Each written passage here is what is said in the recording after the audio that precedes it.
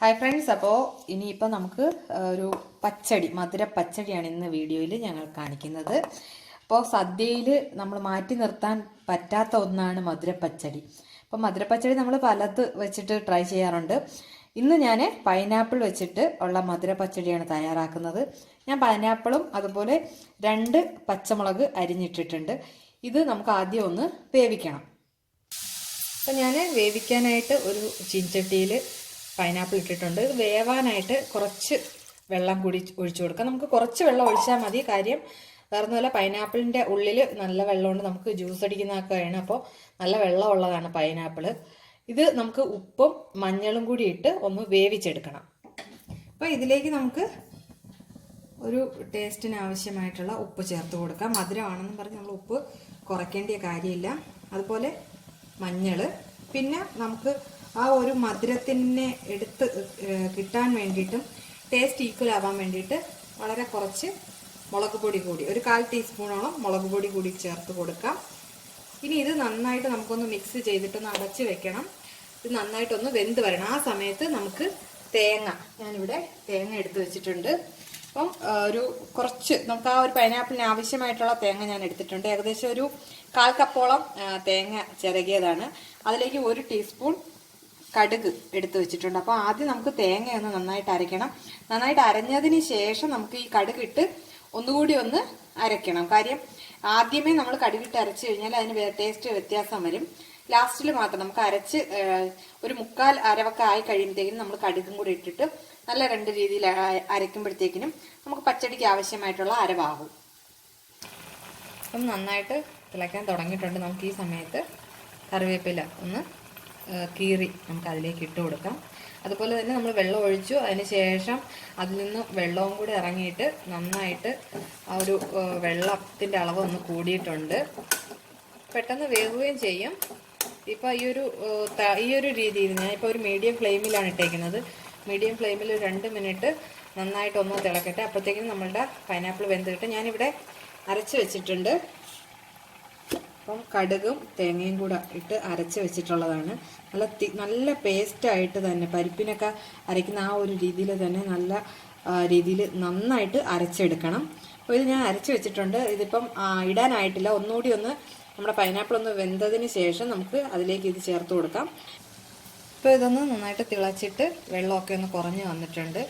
ഈ സമയത്ത് നമുക്ക് തേങ്ങ അരച്ചത് ചേർത്ത് കൊടുക്കാം.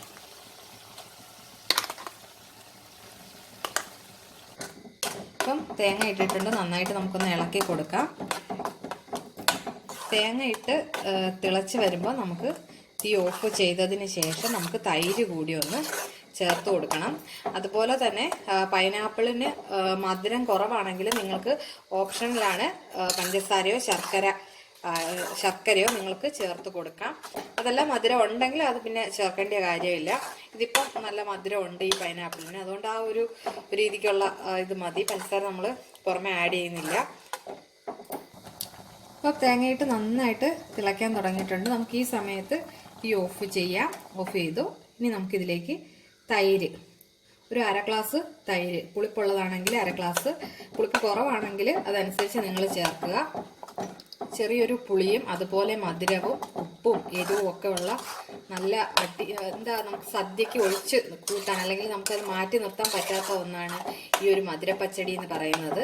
അപ്പം ചിലർ തൈര് ഉപയോഗിക്കാറില്ല. പക്ഷെ തൈര് ഉപയോഗിച്ച് നിങ്ങളൊന്ന് ചെയ്ത് നോക്കണം. നല്ല ടേസ്റ്റാണ്. അപ്പോൾ ഈ ഒരു ഡിഷ് ഇവിടെ റെഡി ആയിട്ടുണ്ട്. നമുക്കിനി ഇതിൽ കടുക് താളിക്കണം. ഇതൊന്ന് മാറ്റിയതിന് ശേഷം നമുക്കിതിലേക്ക് കടുക് താളിക്കാം. അപ്പോൾ ഞാനൊരു കടുക് താളിക്കാനായിട്ട് ചീൻചട്ടി വെച്ചിട്ടുണ്ട്. അതിലേക്ക് നമുക്ക് എണ്ണ ഒഴിച്ചു കൊടുക്കാം. ഞാൻ എടുത്തിട്ടുള്ളത് റൈസ് ബ്രാൻഡ് ഓയിലാണ്. അപ്പോൾ നമുക്ക് വെളിച്ചെണ്ണയോ സൺഫ്ലവർ ഓയിലോ ഒക്കെ നമുക്ക് ടേസ്റ്റ് അനുസരിച്ച് എടുക്കാം. ഇനി ഇത് എണ്ണ ചൂടായി വരുമ്പോൾ നമുക്ക് കടുകും അല്പം ജീരകവും കറിവേപ്പിലയും മുളകും കൂടി ഇട്ട് കടുക് താളിക്കാം. എണ്ണ ചൂടായിട്ടുണ്ട്. നമുക്ക് അതിലേക്ക് കടുക്, അതുപോലെ തന്നെ ഒരു 1/4 ടീസ്പൂൺ ജീരകം ഓപ്ഷണലാണ്. വറ്റൽമുളക്, അതുപോലെ കറിവേപ്പില ഇത്രയും ചേർത്ത് കൊടുക്കാം. അപ്പം കടുക് നന്നായിട്ടൊന്ന് പൊട്ടി തുടങ്ങി. ഇനി ഇത് നമുക്ക് ഇതിലേക്ക് ഒഴിച്ചു കൊടുക്കാം.